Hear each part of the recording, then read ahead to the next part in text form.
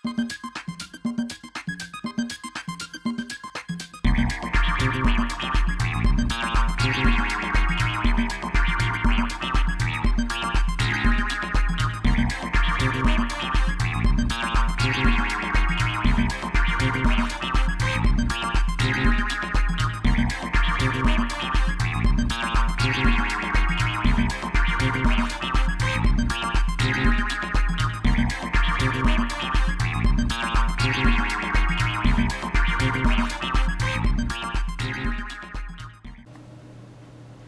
Champion, thank you for taking time today to do this interview.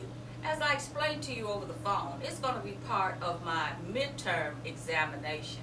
Our teacher said don't bring him a how-to make a peanut butter sandwich. So I decided that I would take this opportunity to go out in the community and interview someone that I feel is a real cornerstone in the community and has given years of service above and beyond the call of duty. So, Dr. Champion, I want to get with you today and have you start with, how did you get started in the medical field? You would. I want you to just go into the history. I know became familiar with your pharmacy when you were located on 3rd Street, and now you're here on Elvis Presley. Just take us back to the early days. What sparked you to go into pharmacy? What steps did you take?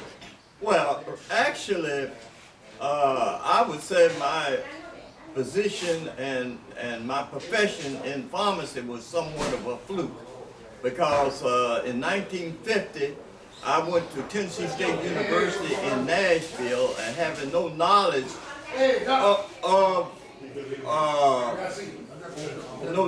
of pharmacy. Actually, in those days you could go to Meharry Medical College with 2 years of studies, and if you was accepted at Meharry Medical College, then you could go into medicine, dentistry.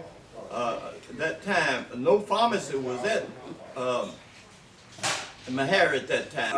After finishing, there was no opportunities here in Memphis, so I sought to go to Cleveland, Ohio, and Detroit and Chicago and so forth.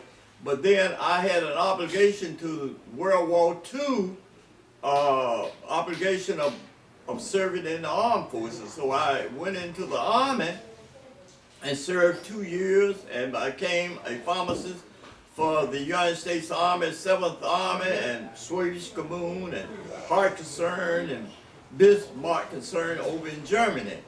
And then I came, after I got out of the Army, I came back to Memphis, and I was employed at the John Gaston Hospital, being the first African American to work in the hospital system here in Memphis, Tennessee. Serving the South Memphis community about 12 years, that I decided and wanted always to be in business for myself. So I opened up a pharmacy in 1925 South 3rd Street. No, I'm sorry, 2220 South 3rd.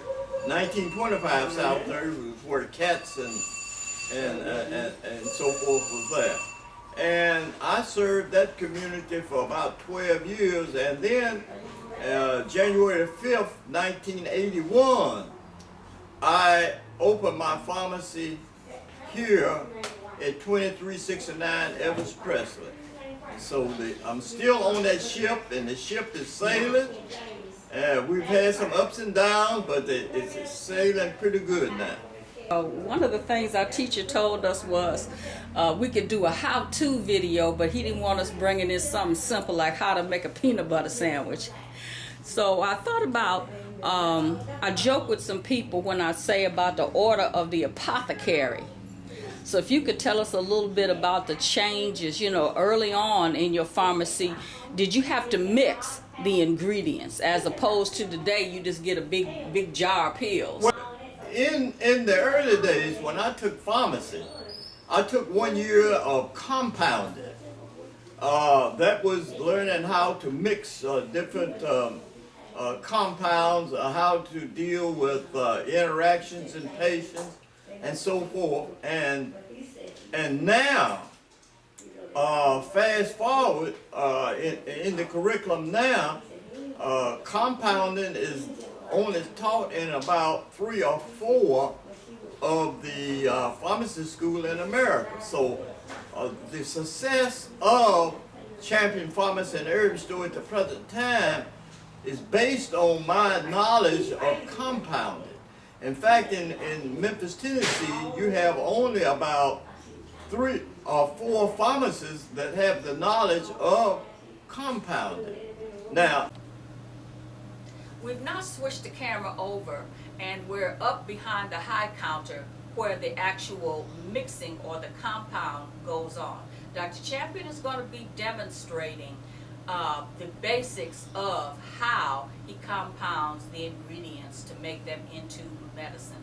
you got it? Okay, Dr. Champion, for those that don't know what you're doing, Well, because we're used to just.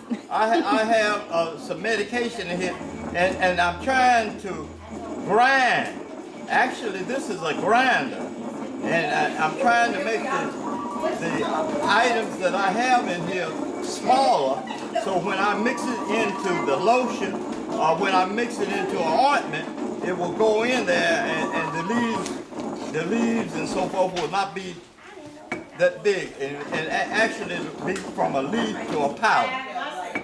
Okay. Thank you.